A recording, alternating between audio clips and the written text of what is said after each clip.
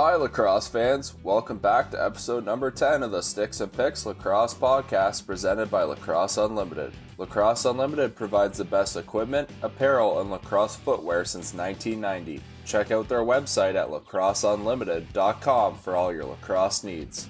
I'm your host, Will Petchnig, alongside co-host Jake Fox.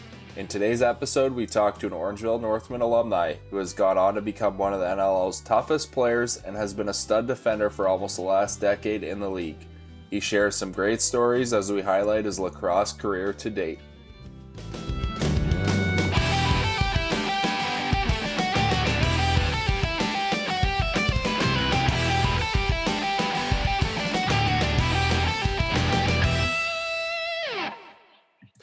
He's one of the toughest and most respected players in today's game. He's a two-time Minto Cup champion, a two-time Mann Cup champion, and the fourth overall pick in the 2010 NLL draft. He's currently playing for the New York Riptide and truly is a prime example of Orangeville Northmen lacrosse. Welcome, Andrew Suitor. Hey, boys. Thanks for having me. Uncle Andy, how we doing? Oh, not bad. Just trying to stay sane during all this crazy time and trying to raise a son to fall asleep more than 40 minutes. So it's been fun. Are you all moved into the new house now? Yeah, if you want to call it that. I think for the first 2 or 3 nights there, our kitchen table was 6 boxes. So, obviously moving through a global pandemic isn't necessarily something I would recommend, but it was good to get done when we could. Yeah, I know for sure. And it's probably nice to spend some quality time with your family and your young son. So we're going to get into kind of your start of your lacrosse career and how you got involved with the game. So I actually moved to Orangeville in the first grade. I was a big soccer and baseball guy. My father actually played AA and AAA baseball. So I thought I was going to be, the Brett Lowry of Orangeville. Canadian boy to make it there to the big leagues. But Mike Teeter, real good buddy of mine, still to this day a great buddy. His dad was actually the coach and said, we need some more guys to come out for the team. And went out once and fell in love with it. I think I was 10 or 11 years old.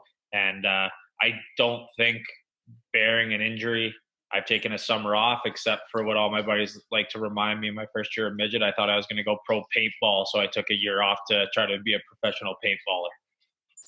Oh, that's great. No, you're such a big paintball guy. Oh, massive. I still got the Autococker WGP in the garage. I was diehard and I loved it. It's, I still got all the masks and all my camo gear, and I went to tryouts thinking that I was going to crack this squad, and or let's just say I came out, my jersey wasn't the color it was supposed to be. I got lit up like a Christmas tree. Oh, that's great. Orangeville has become one of the hotbeds of minor lacrosse and junior lacrosse. Talk about what it was like playing lacrosse there growing up. Growing up, it was special. You get to go to the arena on Friday nights, and, I got to see guys like Josh Sanderson, Brandon Sanderson, Rusty Kruger, Jimmy Rankin, Brody and Patrick Merrill.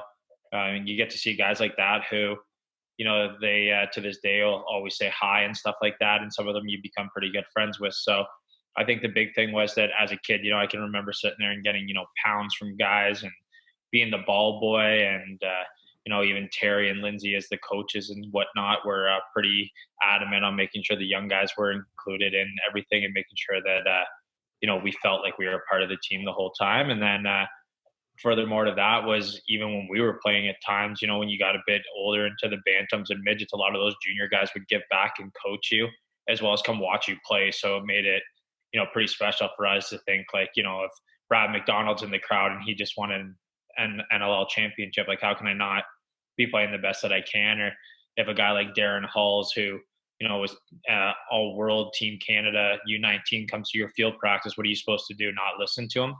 So it was pretty special to have, guys like that give back to, us as kids. Yeah, no, for sure. And Jake said you guys are a perennial powerhouse. And going to your junior lacrosse, you had a lot of success playing for the Northmen, and you ended up winning 2 Minto Cups in 2010 and 2012. Can you talk about your junior experience playing in Orangeville and playing at the famous Bunny Barn? Oh yeah, I mean, we had Matty Sawyer was a great head coach. We rotated through some amazing assistants. We had Flip Sanderson, Rusty Kruger, the Desert Rat, and Brucey Cod, and we actually had Philip Weatherup, who came up from the Whitby Kitchener area to volunteer his time does, and P Box was a pretty special guy to me too.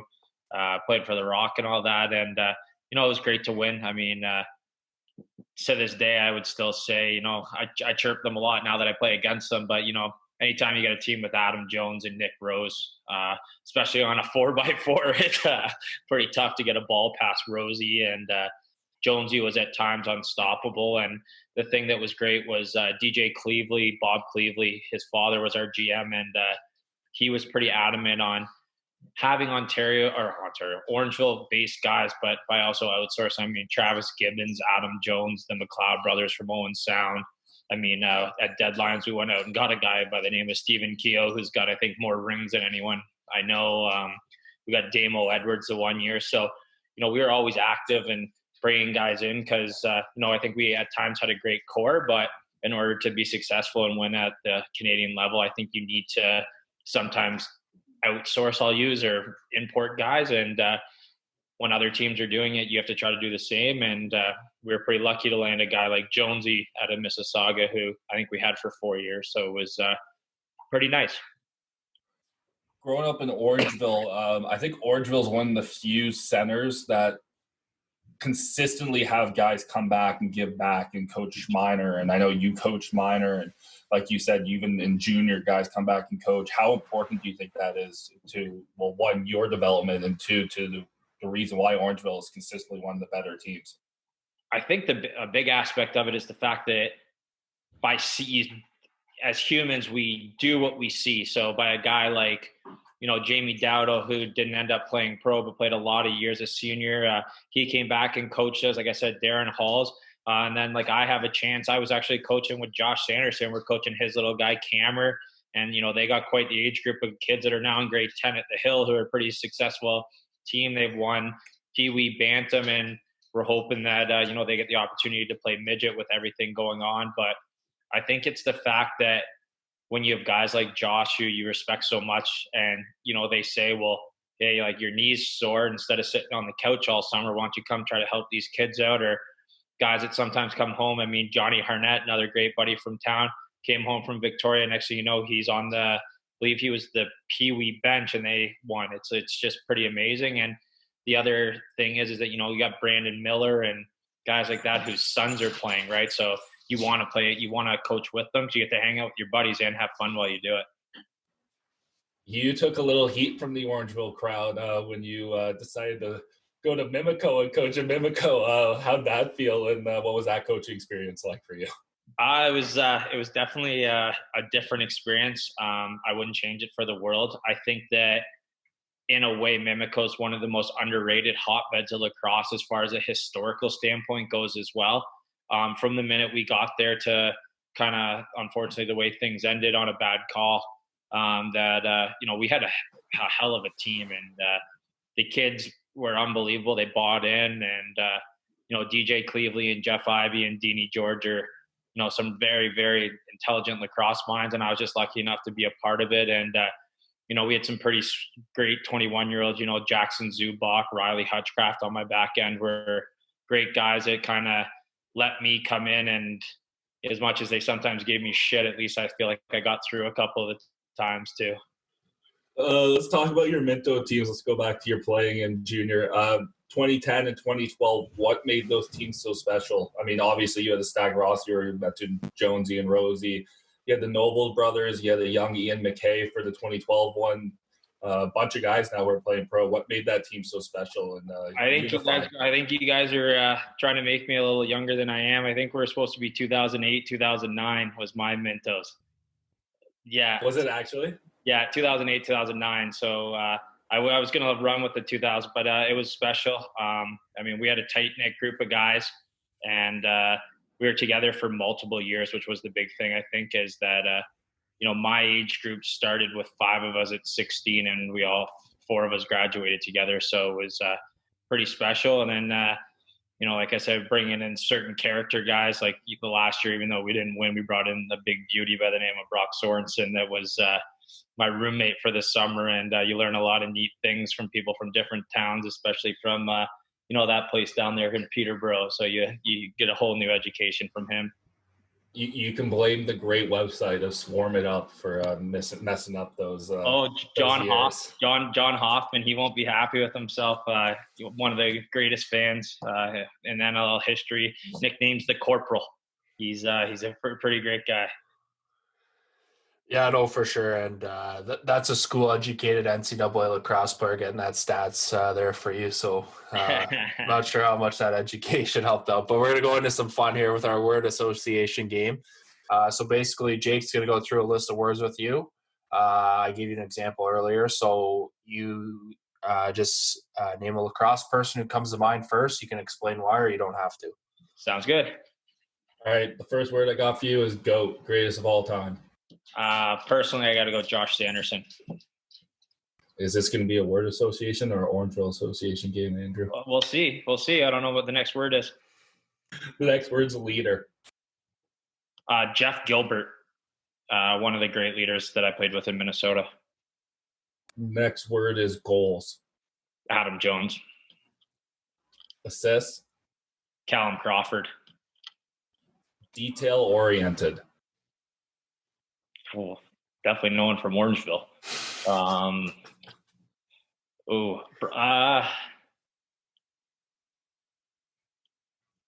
Evan Kirk. That's a good one. Next word's water bug. Oh, Jeremy and Jason Noble. Next word's brick wall. I'm going to go off the grid here, and a lot of people don't know I actually played with Mikey Poulin. It's a good one. Cannon.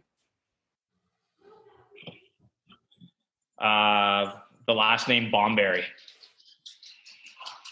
Tough. This one's Rory Smith. Right away, Easily, no questions asked. Next one, Stonehands. Ooh, this one you can have some fun with. Probably go Damon Edwards just to get my shot in it, Damo. The next word's agitator. Ooh, Curtis Dixon. Wow, that's the first time I've heard that one. Tough. I already did that. You said Rory. Okay, yeah. Yeah, I messed that one up. Team. I would say lacrosse in a weird answer, just that I feel like the whole community is a large team.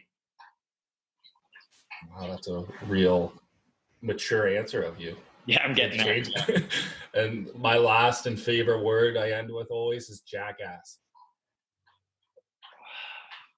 I love them, but yeah, Dobes. He gets under your skin pretty good.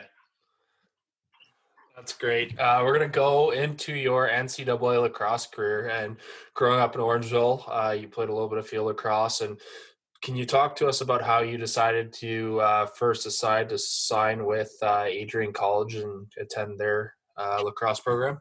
Yeah. So another thing that goes a little under the radar is I was in the inaugural year at the Hill Academy. So the first year ever. It was actually just outside of Orangeville in the bottom of a Hockley Valley type hotel. There was 13 of us, at which point Mr. Merrill, Brody and Patrick's father, was the principal at this point. And, they got the program going and they took us to some tournaments, which generated some interest. Speaking more on my age, we didn't have, I think Edge was its first year when I was my guys getting recruited.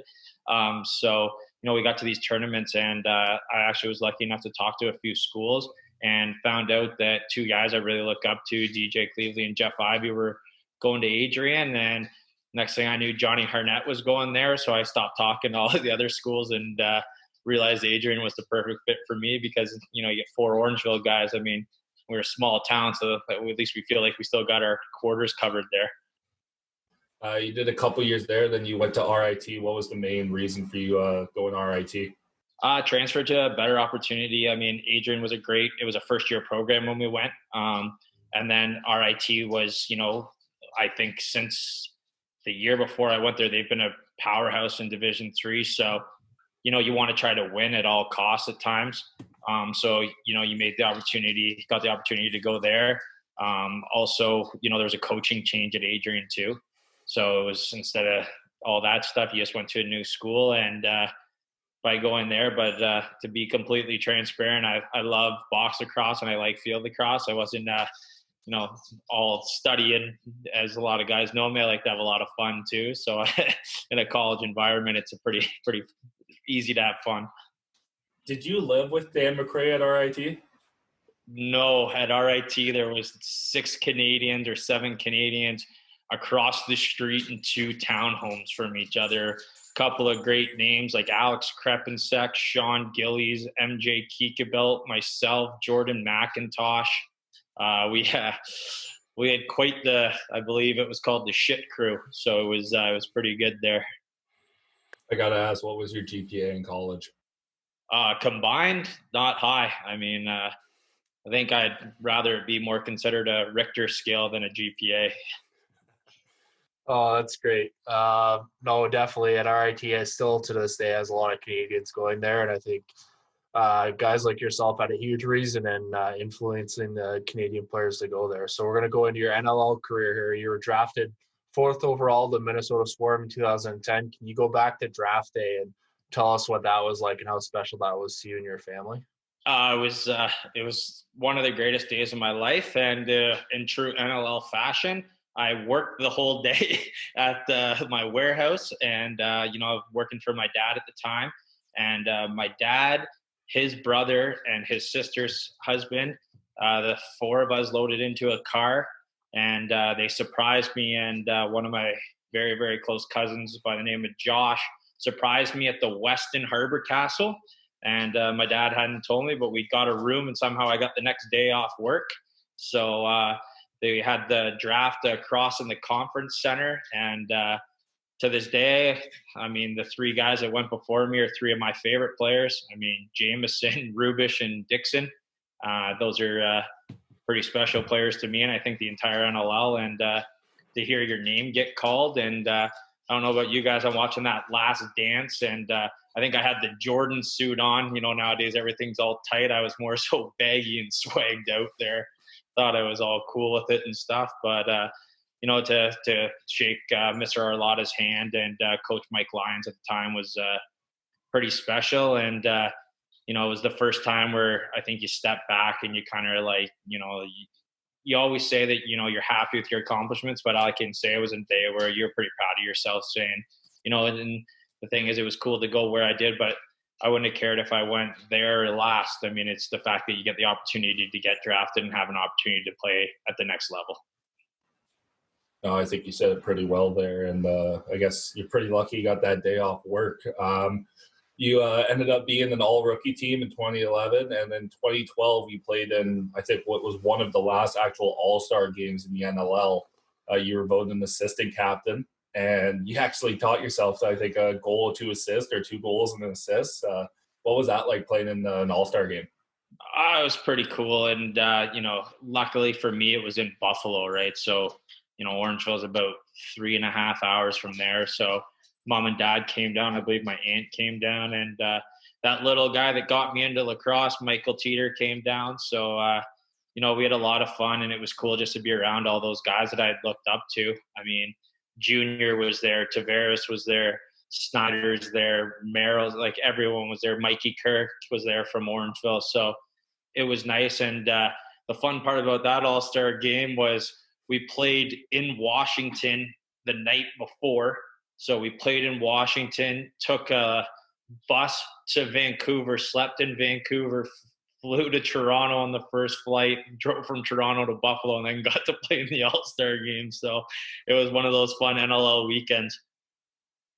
There's a game that, again, Swarm It Up had fueled, and it was against Edmonton on May 12th, 2012, where apparently you set the single-season game record for the Swarm in playoff penalty minutes with 29 minutes in the game. Do you remember that game? Yeah, good buddy, actually, Tommy Johnson, got under my skin, and I had known they'd put the boots to us. And I think he said one more thing to the bench, and I don't think the gate was closed quick enough, and I was back out of the gate pretty quick. And I think the main penalty there was too many men, but other than that, I think I handled the rest there. But no, it was the one thing is you always try to play with an edge, and fighting's definitely a big part of, well, not a big anymore, but a part of my game. And it's I know it's a very controversial topic where a lot of people sometimes think it shouldn't be in the game, but I just always like to tell people that a lot of people's favorite Toronto Maple Leafs, Wendell Clark, your favorite Detroit Red Wings, Bob Probert, like it's always been around. And at times Wayne Gretzky says he wouldn't have done what he'd been able to do if it wasn't for the protection he had. So I know it's definitely a controversial topic, but I do remember that game. But good for Tommy, because I think they went on to, just losing the championship. But they got past us that year, and I got to get kicked out of the game and get an early start on the off season. Throughout your NL career, you played with 5 teams, doing a couple stints with a couple of them. You played for Rochester, Minnesota, Vancouver, New England, and obviously now you're with the Riptide. What were some of the fan bases like there? Let's go with, what was your favorite fan base there? Oh, that's I can't really pick. They were all amazing.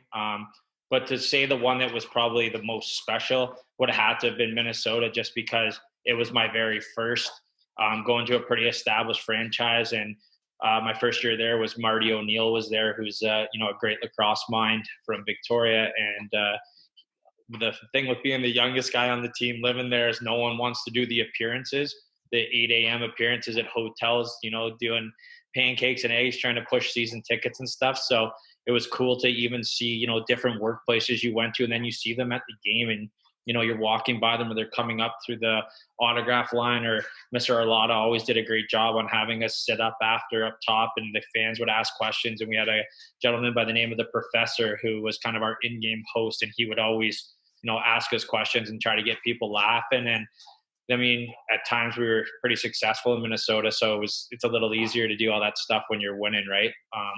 But throughout every group I've met, there's definitely special people in every aspect of it.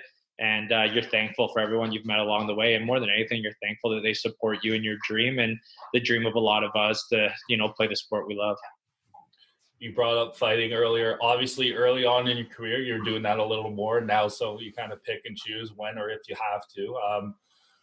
Talk about you fought basically every tough guy at one point. I think you were pretty well considered to be the toughest heavyweight in the league, even though you're like 5'10" and small as shit. Why did fighting become a part of your game at that point, and who are some of the tougher guys that you think you fought? Obviously, you and Snide's fights have become a YouTube sensation when it comes to lacrosse fighting. But yeah, I think a big thing was in Orangeville was I was actually, the joke is that, if you're born and raised in Orangeville, you don't get over 5'7". So, we were a bit of a smaller team, and, just something that kind of happened when I was in my first year. And, there's times I'll say I got very lucky. I can remember certain punches missing my head where, I probably wouldn't be on this podcast. I would probably still be sleeping. But, it was it's just something that, you kept doing. And then when you get to a certain level in Minnesota, you started to kind of actually train for it a bit more too, to be ready for it. But to talk about the toughest guys, I mean, one of the guys from this town who's arguably the best all-around lacrosse player, I mean, Brody's the king of the loose balls, and he's a big, strong lad. I mean, I think he gave me 6 or 7 above the eye. Rory put 5 teeth through my lip. Paulie Dawson hit me so hard I didn't know what state I was in. I mean, things like that happen, right? It's just comes with the job. Matty Beers has got me a couple of real good ones. I mean, there's all stuff like that. And, Snide to me is just one of the lacrosse players I respect the most in the whole game.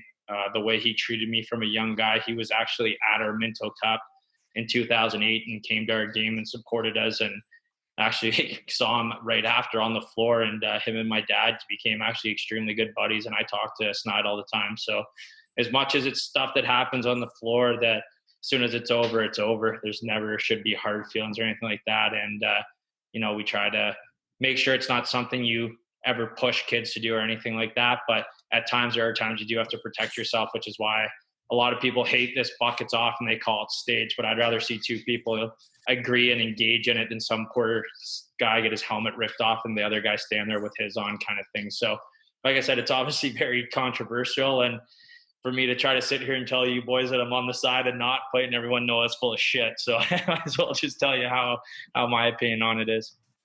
Is it true between summer ball and pro? I think you and Priolo have fought close to 20 times.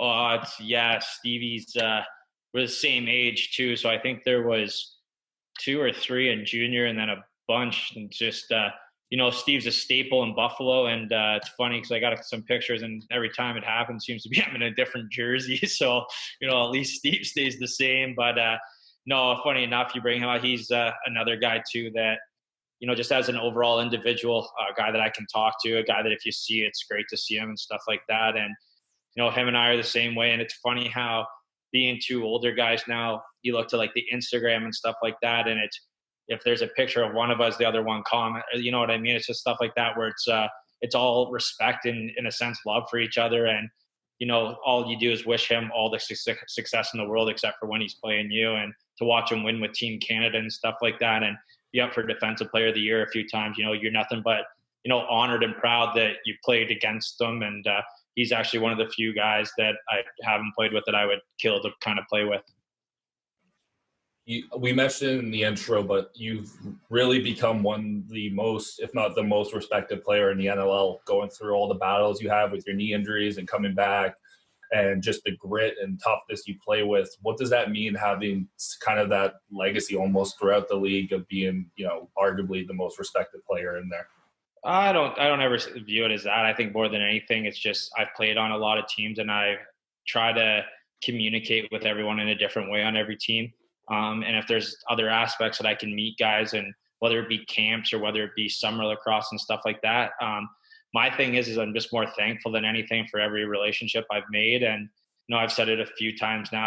I don't know if there's 2, 3. I'm feeling the best I felt in a few years. So you don't know how long you have. So, and I can use yourself as an example, Jake, is, my main goal is to make sure when a young guy like yourself comes in the league that you're comfortable and that, you have older guys that are approachable, whether it be if you don't want to talk to the GM or the coach, that you have an old guy that'll go say it, or if there's something that you want to talk about, you can come to an older guy. And I think that on every team, a lot of the guys that I've come into the league with are pretty adamant on that. And I've seen it firsthand that I've seen Jammer do it when I was in Rochester. So, I think that as far as respect and everything like that goes, I think it's just more so you try to be the best teammate you can be.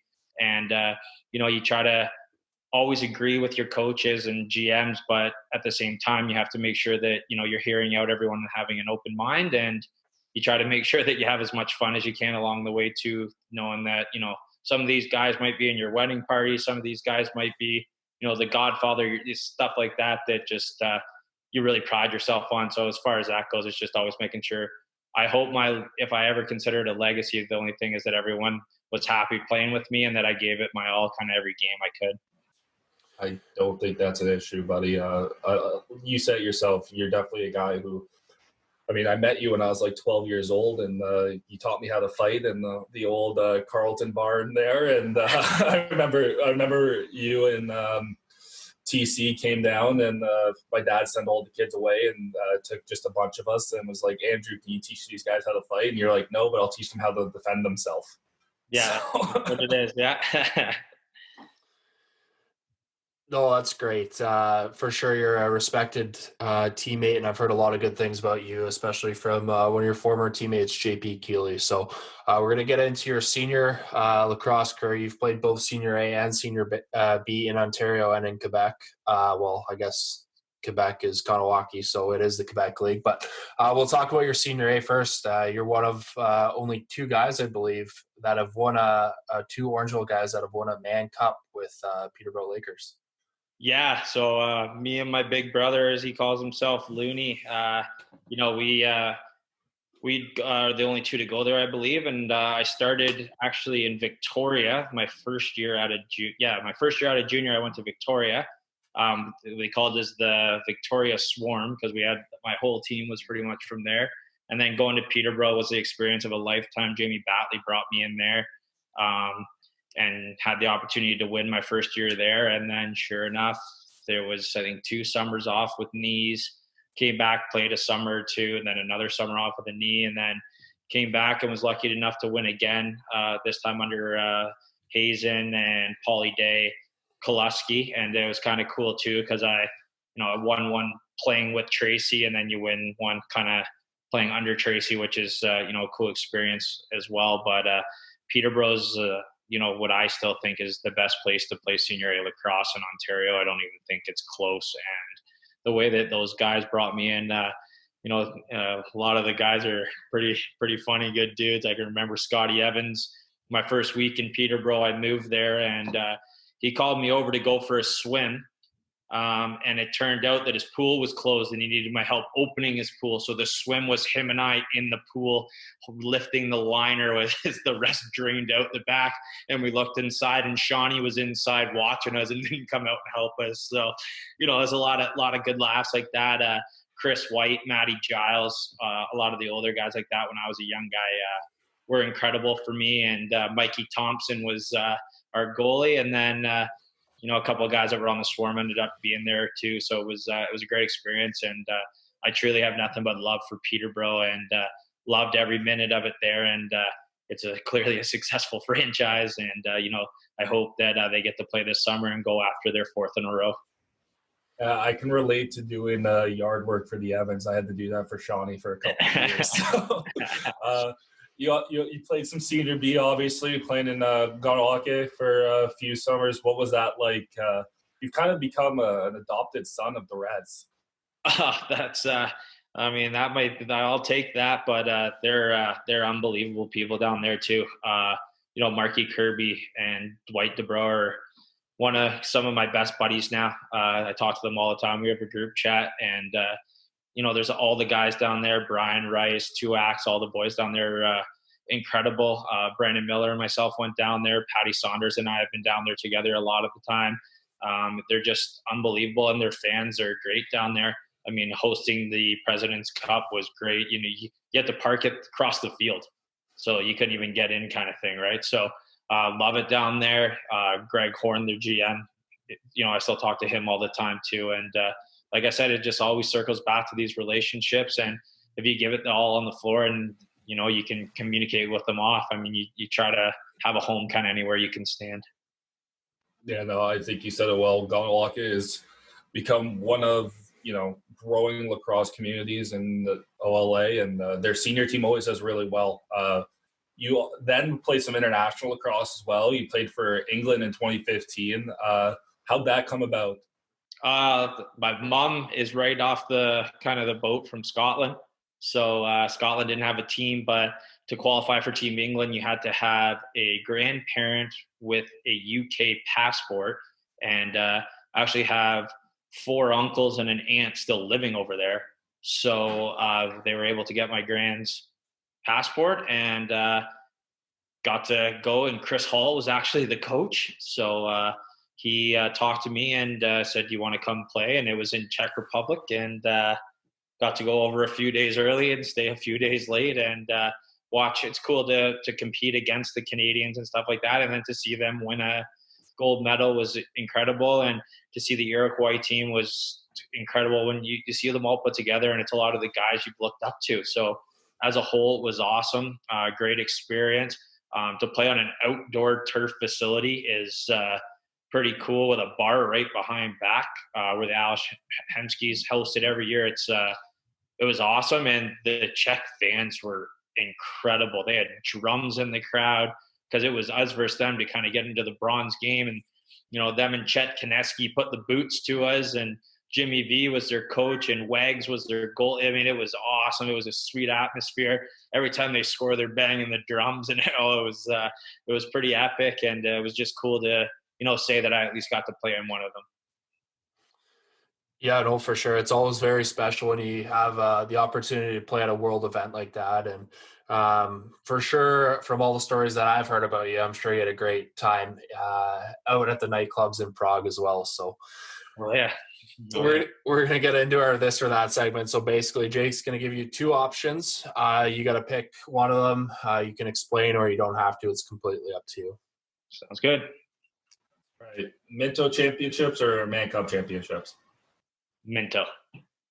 Field lacrosse or box lacrosse? Box lacrosse. Score a game-winning goal or get the game-winning assist? Game-winning assist. Tony Rose Memorial or Peterborough Memorial Center? Pass. You chicken shit.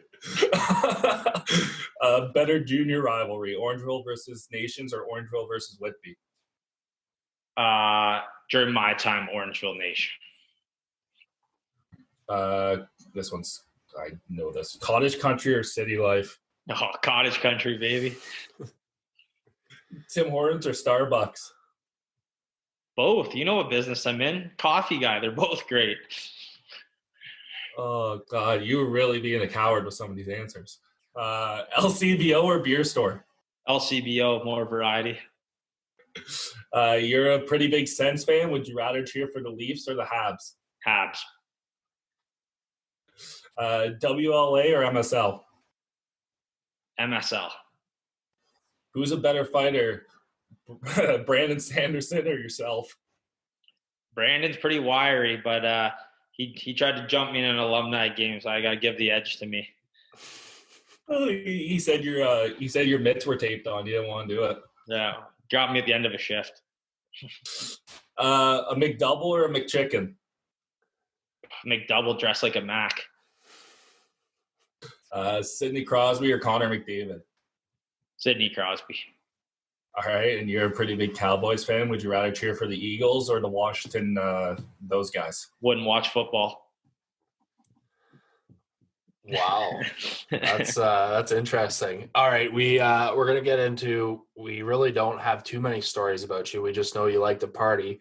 So speaking about party houses, every time an Orangeville team wins a championship, whether it's a provincial or a national championship, there's this Orangeville party house. Can you kind of talk about how that all came about and what it's all about?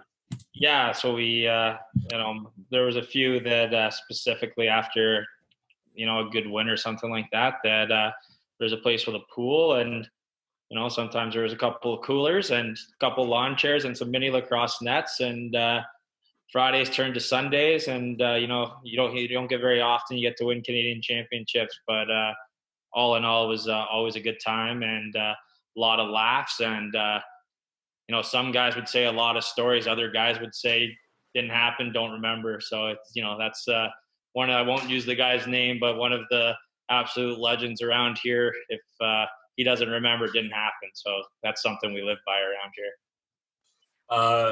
Another story I want you to tell about, obviously, you welcomed JJ, your little baby boy, to the world recently. Talk about you actually had to miss the Vancouver game. And I remember you saying he probably could have played and still made it back in time. Yeah, JJ took a game away from me. I haven't forgiven him for it yet. But, no, it was, funny enough how things worked out. And, at times when, it's something you want to grow your family, that's never necessarily always perfectly timed. So obviously ours being in season, but more than anything was just Jennifer was getting very close and I was able to sneak in the first game. And then the second game, we were actually past the due date, but she said she was feeling good. So I was trying to talk her into letting me go. And by the end of it, she was actually willing to let me go. But as a lot of people know, I'm quite close with my family and they weren't letting me go. So no matter if I won with Jen, I wasn't going anyways. And could have got there and got back in time. But, it's like I said, it's probably the proudest moment of my life. And he's quite a beauty. And, we were actually talking about it today. We feel like we're getting robbed a bit of his first year with not being able to travel or, not being able to see his grandparents. But like everyone out there, we're trying to stay safe. And, he's probably getting pretty sick of his mother and I. So he'll be looking forward to getting out of here sooner than later. No, I always found that story hilarious. And I know I'm happy for you, Jen and JJ. And glad you guys are all settled in now. And, you're a dad now. Yeah, it comes with the 31-year-old territory, I guess. So now I just got to make sure that the podcasts aren't around when he's a guy, because next thing I know, I'll have the party house or something like that. So we'll see how he grows up. That's great. We're going to get into our final segment here. As you know, there's been a lot of abuse towards officials in the game of lacrosse, especially in Ontario lacrosse over the last few seasons. So we're going to ask you who your favorite referee is and why. So mine is no brainers. Mark Gardanio. I've had Mark since I was my first year junior until my current days in pro. The one thing I'll say on the topic is that a lot of people, when they're younger, might think it's okay to get away with a bit more. And, I'm sure a lot of refs will say I've said things like that too, and yelling. And as you get a bit older, you start to understand that they're not there to take the game away from you. And, even at times if you are yelling at them, sometimes it's not yelling anything to be abusive towards them. It's maybe to get your voice across or anything like that, or draw them over to you and whatnot, right? But with Mark, he's always talked to me, and I've got a 10-minute with Mark where I said something probably I shouldn't have in an NLL game at the end of the game. So but Mark always communicates with you, explains calls. And the thing I like about Mark is he's willing to talk to everyone, to give him some credit too, is Ian Garrison's starting to be like that a lot more too now in the winter. I understand there is maybe a rule where you have to talk to guys with letters, but if there's explanations and a stoppage of play, stuff like that, all the refs nowadays are a lot better at that, just saying, this is what I saw. This is why there wasn't a call. Pretty simple. I didn't see it. That's why there wasn't a call. Stuff like that. So I think that it needs to be reeled back more. I don't like it. I don't like a lot of the things that have happened to some officials like that, especially around my area. But all in all, what people need to realize is without them, we don't have a game. So, and if you want to go and try to get replacement referees, look how that worked out for the NFL, would just be what I would tell people. So it's kind of figure it out and learn to talk to them and communicate with them, not scream at them, would be my thing. Yeah, exactly. I think you touched on it there. Without the refs, we wouldn't have a game. And you said it yourself, like you've probably said things in your past, but now you've grown as a player and you've become more mature and you realize that the refs are a very important part of the game. And just having a simple conversation with them to get an explanation on a call or to see what they're thinking on certain plays is always a better route than screaming at them. So we really do appreciate you coming on here and talking with us, and we wish you the best of luck in your future lacrosse career and all the best with your newborn son. Thanks, boys, and thanks a lot for having me on, and great what you guys are doing. We'll talk to you soon. Thanks for listening to another episode of the Sticks and Picks Lacrosse Podcast. A reminder, you can find all your lacrosse needs at lacrosseunlimited.com. Don't forget to follow us on our social media pages on Twitter and Instagram at SticksPicksLax and on Facebook at Sticks and Picks Lacrosse. We are proud to sponsor the 2020 Global Lacrosse Summit. Over 50 lacrosse experts are speaking virtually to grow the game of lacrosse. May is also Mental Health Awareness Month. If you are able to, please support Trevor Sear and his TCT Resiliency Initiative. You can find that on our social media pages. Stay tuned for this Saturday's Play Until the Whistle segment. You don't want to miss it. It's going to be full of great stories, and also next week's guests are going to be unfiltered and a lot of fun to listen to. Thanks for listening and have a great day.